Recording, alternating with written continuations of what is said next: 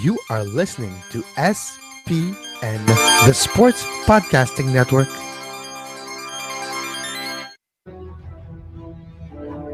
Kelvin هناك لشوارشتايجر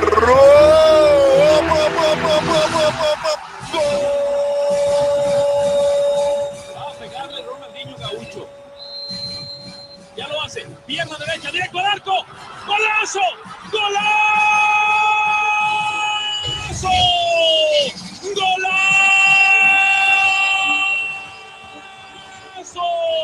¡Golazo! This is Soccer Today, live on SPN Radio, your new live show about the beautiful game in all its glory, with Duane, Rollins and Kevin Laramee. MLS, EPL, La Liga, Champions League, all is fair game.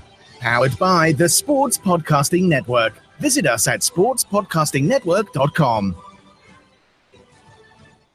Welcome, and put the drink down if you are an Arsenal fan. Sorry about that. We have some background noise here. The perils of live recording. Kevin Laramee, will I get this shut off? How are you doing? I am doing pretty good, Dwayne. Better than Arsenal fans, better than Arsene Wenger, and you know what? Better than Alexis Sanchez. That little smirk when he got subbed off and is still conceding, like, oh, well, told you it's not my fault. Told you I'm the warrior. I'm the gunner warrior, and I should lead you better than I have been. Oh, There you go. It's quite a controversy-filled week for that side of London. Well, exactly 10-1 or 10-2. Pardon me. I don't want to betray them to one goal there. Again, apologies for the autoplay. Autoplay is the bane of my existence. It's people. the If you're a worst. website provider, Yeah. don't. Don't do autoplay. Like, that's one thing. You will never have autoplay in any website that we will be doing. Yeah, it's a frustrating thing when you're trying to do research when you're doing a live recording. But at any rate, we'll move past that and move back to Arsenal. Maybe the Arsenal fans out there, the Gunners out there, will not want us to move past that. But it's a little hard to not lead off with such a shocking result. The largest loss in Champions League history, so not going back into European Cup, but Champions League history by an English side, 10-2 again, aggregate 2-5-1 losses. Just once the red card came out today, and there's controversy around that. I actually think it was the right call, but neither here nor there. It doesn't matter that when you're giving up that kind of space after the fact, there's just a lack of something, backbone or heart or some intangible that's just not coming out. That's allowing you to have 5 goals hung up on you. And Bayern Munich is obviously a very good team, but they should not be 8 goals better than Arsenal in the Champions League fixture. That is something rotten there. And the day started off badly for Wenger with the protests outside the stadium, and it's only got to be a lot of pressure right now on that Arsenal board, on him himself, to make some kind of announcement to try and end this mess, because it clearly seems untenable right now. Well, it's because if you add everything, not just the fact that Wenger's contract is going to come to an end at the end of the season, compared to the Sanchez rumors now, because apparently something happened in training. Was it something in the tunnels between players? Was it something with Sanchez and Wenger itself, the gaffer, on the pitch? We don't know. Apparently, according to Arsene Wenger, early yesterday, saying, "Oh, nothing happened. I haven't seen anything, and nothing happened. I would know this, but nothing happened. I didn't see anything." Well, something happened. You don't drop your best player for league play for no reason. No. You don't take him out of a game in Champions League. And you don't act that way when you're Alexis Sanchez with an Instagram post mere minutes after the coach said did nothing happen. Mere minutes after the Instagram post that got over 200,000 likes so far on Instagram by Alexis Sanchez, saying he's a true warrior of that team, and a warrior is not the guy who's going to stand in front and just look in front. He's the man who's in front and looks behind and helps the guys behind him. Those are the type of quotes that he was saying in Instagram mere minutes after Wenger said that nothing happened. Those are almost rectifying the situation. It's not a coincidence that post was posted just seconds after the end of that press conference. No, I was listening to some opinion on this today, and there is a good take on it that I think is that Wenger actually could have really made a statement had he stuck to his guns a little bit more. And you got a player like what he did is if you don't know, he stormed out of training basically, because there was some kind of something happened. And that, stuff happens in training all the time. People get in fights, players and teammates get in fights, managers yell at players. Stuff happens all the time. Yeah. It's how you handle it. And he should have just stuck to his gun, said, look, it wasn't appropriate for him. He quit on his teammates. He was disappointing to the club when he left that day. We punished him for the one game. We're going to move on now. That would have been a much better way to handle it. But instead, this just makes him look weaker in my mind, that he's like, I agree with you, Duane. And I was going to say, for me, apparently, here's what the rumor mill is going on. And apparently this might be the hypothesis, the most plausible one. And because of Hakam Razor's law, I might be inclined to believe the more plausible option. Alexis Sanchez, we all know his work ethic is the highest in Arsenal, which explains why he's probably the only world-class player Arsenal has as we speak. And during training in the last few weeks, Alexis Sanchez wasn't satisfied with the mood, with the atmosphere, with the effort given by his teammate, being the warrior of that club and wanting more and noticing that the team deserved to put more in training and in the sessions if you want to get better result in League and Champions League. And with the results they did get over the last few weeks, you would think they would have more fire in training, which led to Alexis Sanchez getting that fire a little too much, exploding during a practice, saying, you know what, guys, you should do better, whatever the case may be, and then leads off, drops the mics, walks off the pitch. Arsene Wenger should have sided with his side, with Alexis Sanchez, saying, you know what, he's right. You guys should give more. Come on, 5 laps of the pitch or something. I'm exaggerating. I'm just making an example, but that makes a lot of sense when you look at his demeanor when he was subbed off today, saying, what, you know what, look at all happen, and that wouldn't happen if you practice more. And you know what, we just conceded one more goal. And he was actually not smiling, but kind of smirking on the bench. Yeah, well, we can debate until the cows come home whether or not he was laughing or smirking or was just had kind of one of those looks. I think we've all been there if we've played sports where you just kind of have to laugh at some point, but it's not a good look nonetheless, especially on the heels of what has been a terrible, terrible weekend for Arsenal. The 3-1 loss to Liverpool also in there, which is almost, that's kind of getting forgotten in the craziness of 5-1 back-to-back 5-1s against Bayern Munich today. But nonetheless, you look at their form in that top 6 in the Premier League, which are the, competing for those top 4 spots. There's only 6 losses total amongst the top 6 teams in the past 5 weeks, and Arsenal has 3 of them. That doesn't bode well for the stretch run in this for Arsenal to capture and continue their streak of getting to the Champions League, which has always been Wenger's crowning achievement, what he likes to hang his hat on. Even though they weren't winning titles, he was consistently delivering that top 4. And that might, again, it's untenable in a way because it's just become toxic. And then you look at those protests outside the stadium today, and on TSN today, they were talking about how maybe that looked poorly on the fans too, and that they should look past some of the current frustrations and have a longer view in terms of what he brought to the club. And we are seeing some pushback amongst people that have worked under him, especially in the early days now, talking about how he changed the culture at Arsenal, how he made Arsenal into, the world power that they've really become in the last 15 years or so. But he's past due, man. Like, when your milk due date is past due, you don't drink the milk anymore. And I think it's time to buy a new carton of milk is what I'm saying. And I don't think there's any controversy in me saying that right now. It's just obviously something that needs to happen. But I think it's indicative too of a bigger problem. And I'm going to go full on doom and gloom here. But Arsenal, Duane, are in a very, very high risk now of not being a top 4 club in England very soon, and not a top 16 club in Europe. And if you're looking at the last 16 of the Champions League, where they were booted for 7 straight years, you kind of get the sense that, you know what, if we look and we handicap all the team, that's where they should be. They're not better than 16 in Europe. Even then, it's kind of a fringe. You look at the rest of Europe, the rise of the game, the difference and the age of superstars, world-class players, the development of world-class players, which teams, I'll use Tottenham as an example, but with their young crop of players that continue to develop, the Dele Alli, Harry Kane scoring beautiful goals. If only I could never see again that celebration between Ali and Kane from the weekend. Come on. It lasted 25 minutes? Come on, geez. Yeah. Stop it with the end gestures here.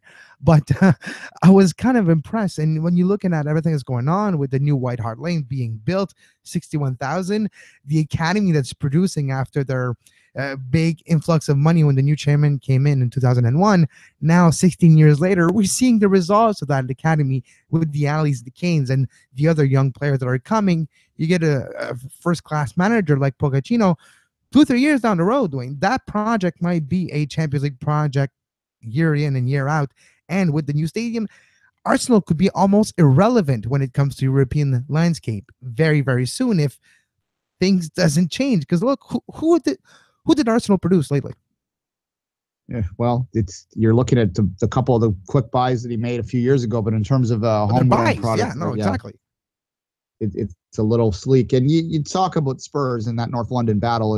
Is this the year where the St. Tottenham Day doesn't happen? And it's increasingly looking like that.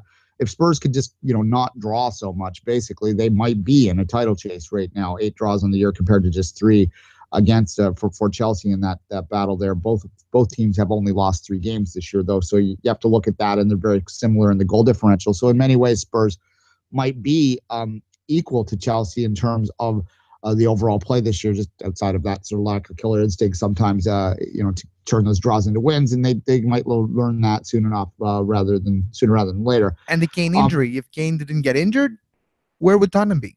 If you add those few goals that Kane would have given you almost guarantee, well, maybe they would be a lot closer to Chelsea than they are, and they would be probably second in the table right now. Yeah, well, they are second, but it's a smaller gap, yeah. Yeah, City has the game in hand that they will make up tomorrow against Stoke. If they do get the full result as expected there, they will jump back ahead to be 8 points back, but it's still not much of a title chase, 10 points between Chelsea and Spurs right now. But for most Spurs fans, I can guarantee you that beyond the top 4, they would like to finish above Arsenal. It has been 20-some years. So 50 to 56 there, Arsenal still does have the game in hand, but the way things are going right now, it doesn't seem likely, but things can change fast nonetheless, and we'll see how this goes. For the last thought on Wenger, we've been talking about him for 3 weeks now, I think, and really it's a broken record to continually say that I think he just needs to get ahead of this story and finally just announce that he will be stepping aside at the end of the year. And that is a hard thing to do, but I think it will ultimately be for the best for that club and for him too, because the narrative will change. He's going to get a job. He's going to get an offer 2 days after, if not 2 minutes after. The positives of his time at Arsenal will start to come out a little bit more. The other side of the coin from today, obviously, and we haven't mentioned Real Madrid looking very impressive as well after the 2 set-piece goals. Which was Sergio Ramos. Tony Kroos and Sergio Ramos. Do you want any other 2 to give a corner, to give you an opportunity to score in a corner? Pinpoint on the second one was pinpoint on the penalty spot. And the first one was pinpoint where Ramos was going to be at his highest point, where the ball should have been, with a perfect angle. Perfect corner delivery right there. Yeah, precisely. And the unfortunate thing from the other side of this coin, too, is that Bayern Munich scoring 10 goals in 2 games is kind of getting overlooked, at least in the English-speaking language press, because obviously the Arsenal train wreck is the story that people are going to go with. But this is a club that, has Champions League winning, contending, Champions League ambitions as well in terms of winning it. And Bayern Munich with 10 goals in the 2 games, certainly the 2 teams that won today. Maybe they're the favorites going through. Obviously, depends on the draw, but no one would be surprised if they were to meet in the final. Tomorrow, we have some interesting games there. Benfica with the 1-goal advantage on Dortmund. I think most people expect Dortmund to overturn that. And then, of course, the other one that we're all sort of intrigued by based on the results lately. Can Barca get it done? Can they make the major comeback? You'd have to say no, but it's so hard to believe they're out in the 6th round of 16 stage until you actually see the crying on the pitch, Kevin. No, and if there's one team that can turn around a 4-goal deficit, if it was any other team, then maybe PSG this year. But Barcelona is usually able to put 3 goals, 4 goals, no trouble. But it's against PSG. Yeah, PSG, Duane, has been playing very well this year.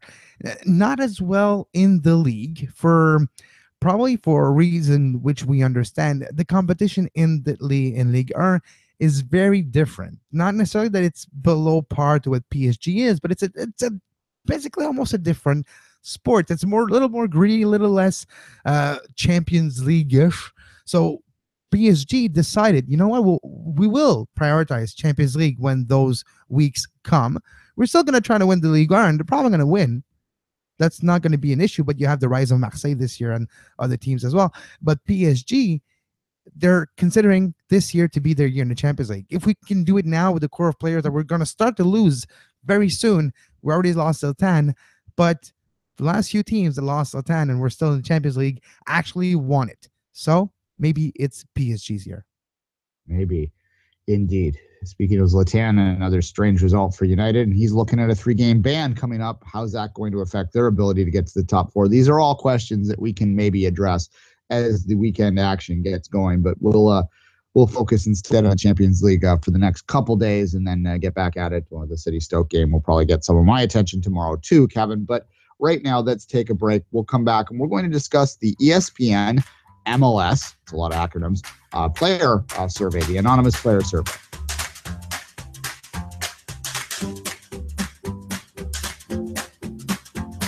You are listening to Soccer Today, live on SPN Radio.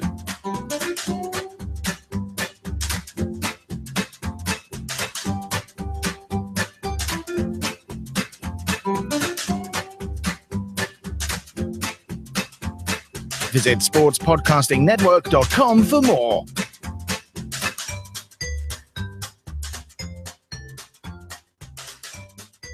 And we're back. It sounds like the name of a movie, Duane, like MLS Confidential. That's a movie of the late 90s, no? Yeah, it's a very, very niche audience, that. MLS Confidential. What does Kyle Beckerman really think? Anyhow, this is become an annual thing ESPN's doing where they survey players to be specific, to give you the N. 140 players representing 21 of the league's 22 clubs were surveyed. NYCFC declined to participate, so you can make your own judgment about that. And below, they gave their opinion on a variety of topics. There's quite a bit out there if you want to go to ESPN and read them all, but we'll look at a few different ones here in the time that we have.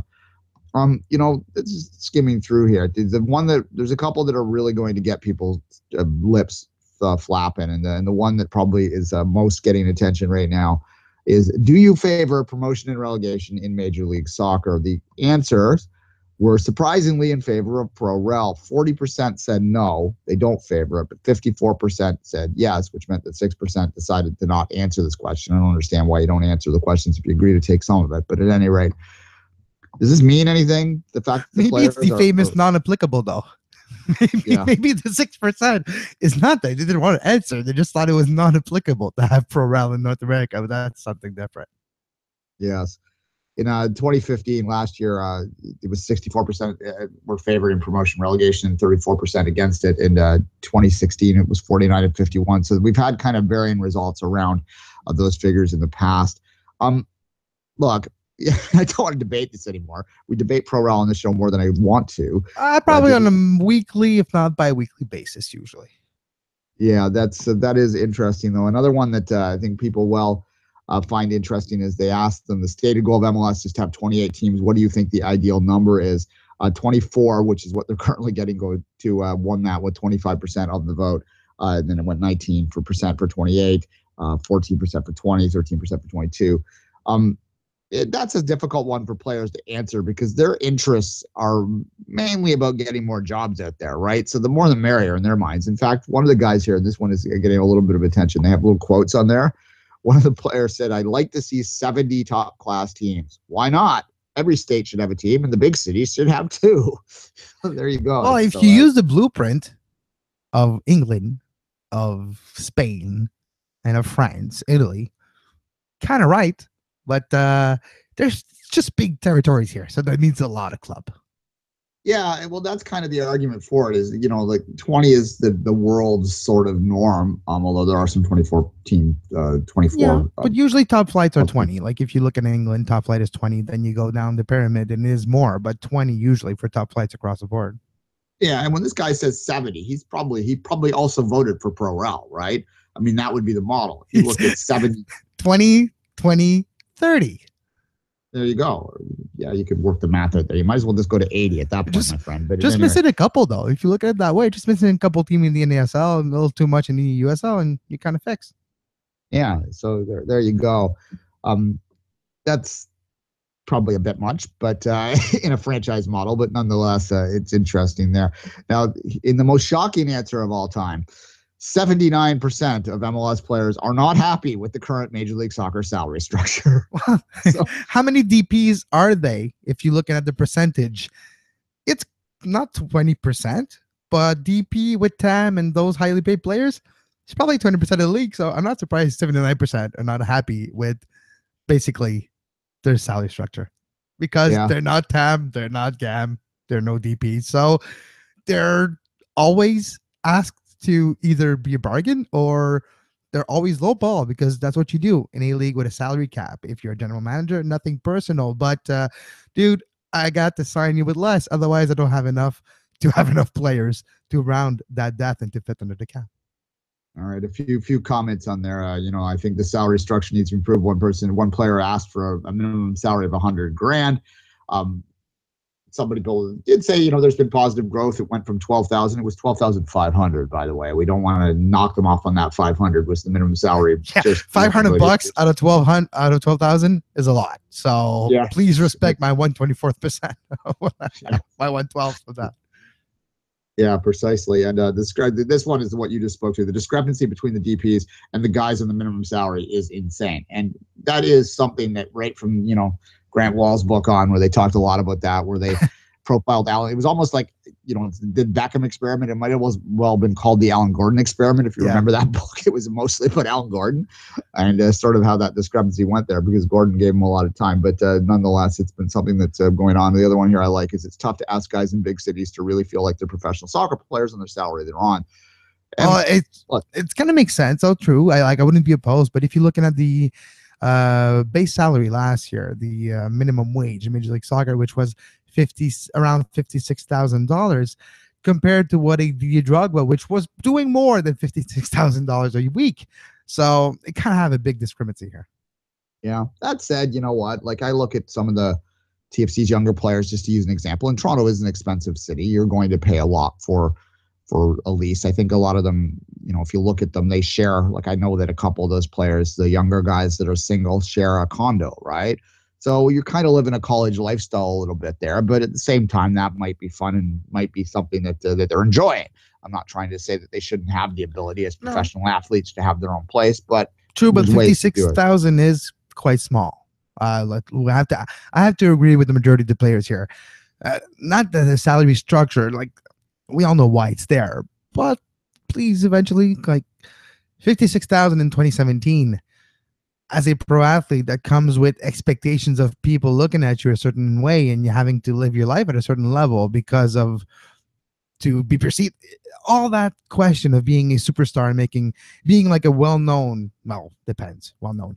Pirlo's not getting bothered on Fifth Avenue, but if you're talking about Kaká and Catwalker in Orlando, so there's different aspect. But you're talking about a small salary that goes with their responsibilities because you never clock out as a soccer player. You're basically always on the clock. You're always bothered, or a certain extent. There's a big difference here, but I think it should be a little higher, like maybe $100,000 eventually to get to that point. I agree, but there have to be something about the 56,000 quite rapidly, hopefully.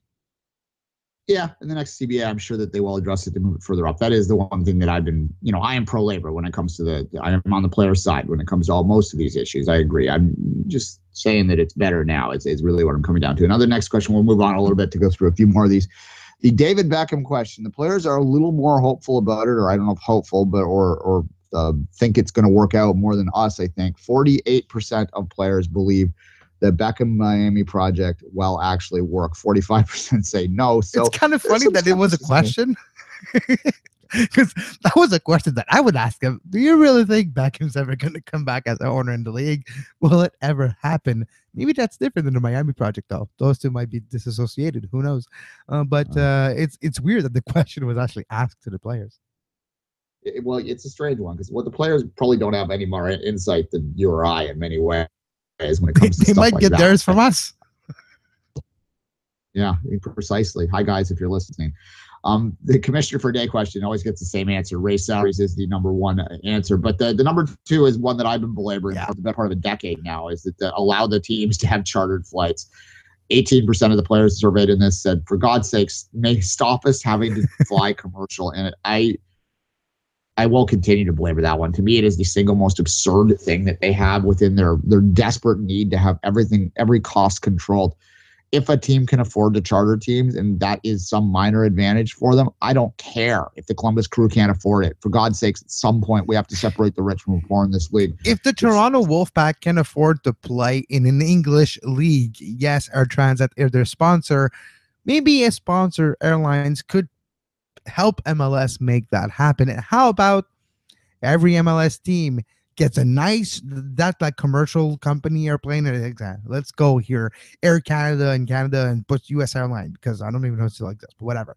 And then every team has like a painted nice vinyl decal plane that when it's not used for charter for the teams, it's used for normal and people are happy. It's gonna bring, you know what I mean? We see this across the world. Why isn't this happening?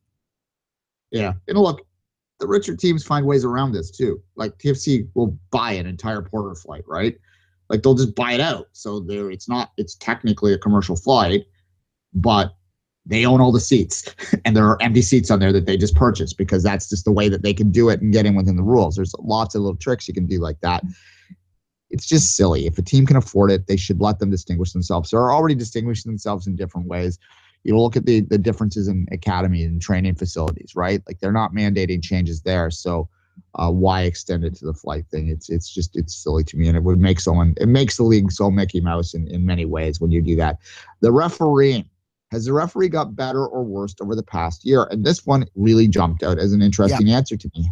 49% of the players believe that the refereeing got better.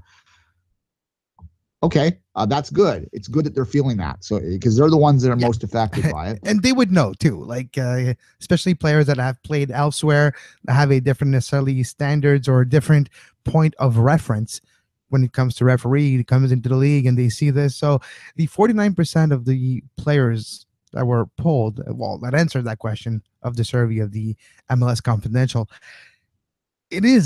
got better. That's 50% of the players basically.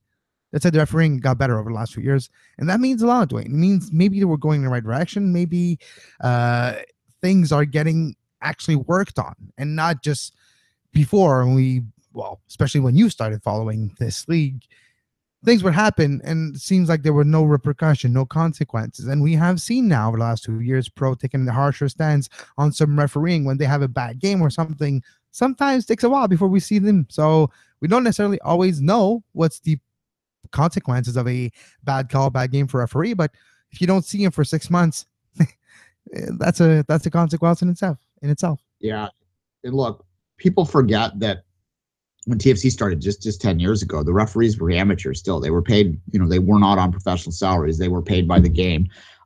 They were the highest level of amateur referees in North America, but you still weren't looking at full-time refs. And now they have some, and that alone is going to make a huge difference. Let's skip the 68% of the players believe the playoffs are too long. So we'll just kind of move past that one, because the FIFA breaks aren't going anywhere. To the one that's interesting here, and this is where we get into the juicy stuff where the players start dishing out on each other. Which player? Sorry, Kevin. I was just going to say they're name dropping each other. That's the time where they can say, you know what? That guy, I hate him so much. Every time I play against him, I come back home and I'm bleeding all over and he's never getting called on. That's when they do it. All right. Basically, this simply put, this question is who's the dirtiest player in the league? Basically, 25% Ozzie Alonso. Felipe comes in at second at 11%. You got to see Felipe up close. Oh yeah, I'm not that surprised. Jermaine Jones at 7%, and Kendall Watson at 5%. David Charga comes in at 4% there. So, Alonso, Felipe, Jones, and Watson. Those are names that are all notorious within this league. So it's interesting though. So out of all the percentage, so 170 players, you said. So let's round it up to 200, okay, to make it a round number. Out of 200 players that answered that survey, 50 of them said it was Ozzie Alonso, the worst, and about 12 said Felipe. So a lot of consensus here. When it's 1/4 of a surveyed group in an open-ended answer says a name and same name, it kind of tells us something here. All right. We should point out that close to 1/3 did refuse to answer the question altogether. So there is some honor in thieves, basically, is what that comes down to. But nonetheless, those that do said that. This one, I've been talking about this forever. What's more important to win, the Shield or the MLS Cup? This was not close. 84% said the Cup is what this you're trying to win. So all these Shield truthers out there, listen to the players. That is what the competition is set up. There was one player that sort of said he felt that the best team was the player that won, or the team that won the Shield, but it was still more important to win the Cup. So let's move past that debate. And you know what? That's probably the most accurate description of the two trophies that we've heard in a while. MLS Cup, but I do think the Supporters Shield winner is the best team. He's kind of right. The best team overall is the Supporters Shield winner, and the best team in the playoff is the MLS Cup winner. Should Sebastian Giovinco have been named an MVP finalist last year? 80%, yes. And then the one answer, first one is the quote is he should have won it. So there you go. Well, that might have been a TFC player that said it. Who knows? We don't know that. 14% said no. So there are some out there that, for whatever reason, don't believe in the power of 7. Maybe they watched him take the penalty this weekend. That's possible. 18%, I love that question. If your life is on the line for a player to make a penalty kick, who do you pick? 18%, myself. Yeah, because the one guy said, "What's my life?" So I'm going to take it into my own control. Javinko was second at 50%, which is somewhat ironic considering how poor he took the one this weekend. But nonetheless, and Benny, famous Benny now, third spot. Where's Patrice Bernier? Come on, Patrice Bernier had a streak that lasted for years with the stutter step, and the goal always followed. It wasn't as good in the last few years, but the first few years he was here, you're like, he was on a streak. There you go. He's there 4%. He's there actually 4%. Patrice Bernier. Do designated players get preferential treatment? 88% say yes. Well, no shit. There you go. That's the one I was talking about yesterday, saying 88% feel like the DP, especially by the referee, do get calls to go their way. All right. Interesting too. If you have what big name designated player would you like to come to MLS? This proves that MLS players at their very core are fans as well. Number one pick was Zlatan. Messi, good luck with that one. Ronaldo. So we're hitting all the ones here. Wayne Rooney comes in fourth. That's a bit of an odd one. That's probably 6% of MLS fans are probably United fans. Neymar is 6% as well. The little P comes in at I missed him here, 4%. Iniesta, who's actually would be very intriguing to me at 4%. Pogba at 3%. And here's the players that actually have a possibility of coming. Verratti at 1%. I wouldn't be surprised to see Verratti in the league in the next few years. And even maybe Ozil. Those are the type of players that would come here and have a lot of fun. So only 1% of those two players. I think Javier Hernandez will likely eventually get there. Well, it's been so obvious for a while, too. I think he might be LAFC's first ever signing. That's kind of the rumor, and it makes so much sense there. The Chinese Super League players don't think, it's about 50-50. 54% said no, it won't necessarily make a big impact. And then the other one where they're dissing each other, TFC fans, plug your ears. The most overrated player in the league, Mix one. Well, we should take this player out of the equation because Mix ain't in MLS no more. Yes. Göteborg. According to the latest resort, he's going to be in Nordic countries in Göteborg. There you go. So this is where the TFC fans have to plug their ears. Michael Bradley comes in at 7%. He also finished second in this survey last year, if memory serves. Bedoya comes in at 5% for third. Pirlo, who's I think the legs are given out there at 4%, and Josie 4% as well. So two TFC DPs in the top 5 there. I think the money plays a big role in these questions always because who's the most overrated player they take to mean who's the most overpaid player, and it's hard to argue against Bradley for what he does not being a bit overpaid, although watching him week in week out it's hard to argue that he's not worth money too. You know what the quote that I like though is the guy who's talking about Pirlo. He's like, I'll go for Pirlo.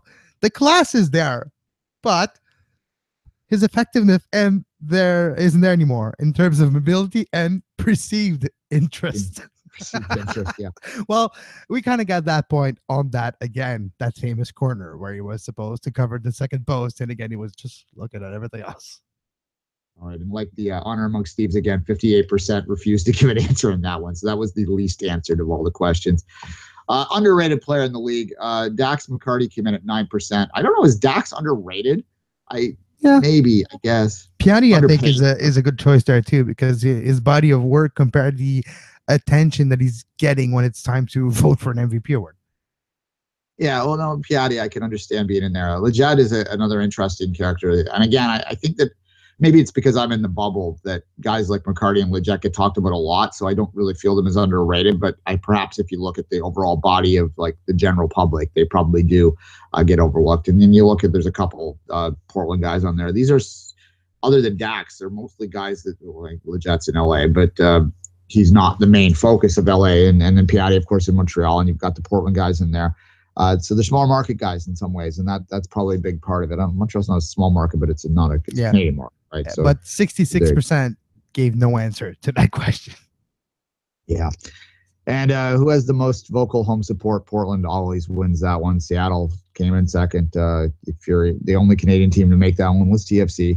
Front and center from the MLS Cup final probably is why they might get a little more attention than others, but they were well behind Portland, 49% to 3%.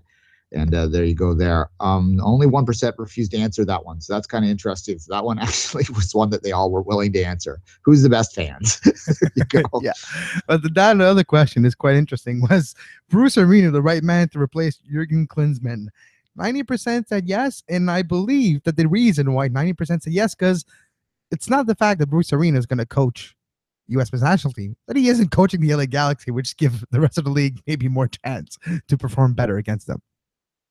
Yep. He's very simple in how he sees the game, and he knows how to qualify through CONCACAF. Right now, that's our biggest challenge.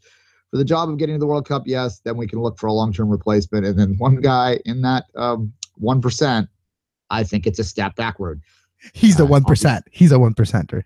That's the one guy who answered that question. That's why there's a 1%. This one's interesting here. This speaks to sort of the Bradley and Josie stuff, which came up in the sort of the U.S. abroad debates over the past few years. Does the U.S. men's national team benefit when its players leave Europe to compete in Major League Soccer? Nearly half thought that does benefit them. 46% think that the league helps the U.S. men's national team. So that's an interesting perspective there. And, I think that's something that might, if you ask the fans, they might go a different direction. And 82% of the respondents don't want to be playing on FIFA breaks, which I think we all agree with, Kevin. Well, and the way they worded the question, too, is not talking about the player's side on that equation, I mean. It's just, does it benefit U.S. men's national team as a whole? If the player doesn't have to travel as much to get to camp, you might squeeze out more practice. You might be able to get players to communicate with each other, to be able to do things off international break sometime, to be able to get something going on. And those are the benefit that you can have when your players are closer geographically together. Yeah, ESPN being a American outlet has no obligation to ask Canadian questions, obviously. So maybe TSN, if they're listening out there, if anyone from there is listening, they can get involved in this survey next year to at least get some Canadian questions onto the Canadian teams, because I would love to see what the perception of whether MLS helps the Canadian men's national team, what that is. Gavin, I guess before we say goodbye on the show, we should mention that the Gold Cup draw was today. And yep. How do you feel about it? It's going to be tough to get out of the group just because, well, it's possible, though. It's possible. French Guiana is probably not going to be the toughest opposition. There might be slated for that one, obviously. Yes. I mean, the other must-win is Honduras. Yeah, and I mean, look, broken record. It's Honduras again. But it's not in San Pedro Sula. No, and they did get the result in Vancouver. Obviously, I don't think this is a particularly strong Honduran team right now compared to some of the past teams that Canada really struggled with. But obviously, Costa Rica is really up and coming, or I think establishing themselves as at least part of the conversation for the best in the region. I still think Mexico is quite a bit ahead of the other two right now, but certainly in terms of the U.S., it is an equal footing there. Honduras is the seeded team in this group, though. They will be the two favorites to get out. But if they can get the result that they can against French Guiana, then obviously they need that 3 points there. And then you hope to get a draw in one of the other two games. Keep in mind, they did draw Costa Rica in the last Gold Cup. They actually have a decent record all time against Costa Rica as well. So don't discount the possibility. We're really going to need to wait to see the rosters and how these different countries are taking this tournament, because it does fall in the middle of the hex. You're not necessarily going to go all in if you are Honduras or Costa Rica, which has a bigger prize to chase than Canada might in this situation. So I will reserve judgment fully on it. But, my statement to anyone who's complaining about Canada always getting tough draws would be, Get a higher ranking. Then we won't get as tough draws. Win more games, and then we won't have to play good teams. There you go. They're getting the draw they deserve, is what I'm basically saying here. Yeah. I mean, that's sports. What it is. Sports and soccer are just like in life. We reward greatness. We don't reward not greatness. So there you go. That's your quote of the day. All right. Canadian women advance to the Algar final. That's not unexpected. What is unexpected is they're kind of like chugging along, but we'll see. I haven't really been able to watch much of that one, but I did want to give it a brief mention, Kevin. All right. No guest today, so let's keep it around 40 minutes. Any final thoughts on the day before we say goodbye to Tuesday? We'll talk more in the next few days about the Mayor of London accepting and being behind the new Stanford Bridge proposal, which will look very stunning. The same architects that did the bird nest, the stadium for the 2000 Olympic in Beijing, are behind it. It would look great. We'll talk about this more in the next few days. Tomorrow, Champions League. But before the Champions League, you can listen to us at 10 a.m. tomorrow morning live on SPN Radio. And until tomorrow, for Duane Rollins, I am Kevin Laramee, and have a great soccer. You were listening to SPN, the Sports Podcasting Network.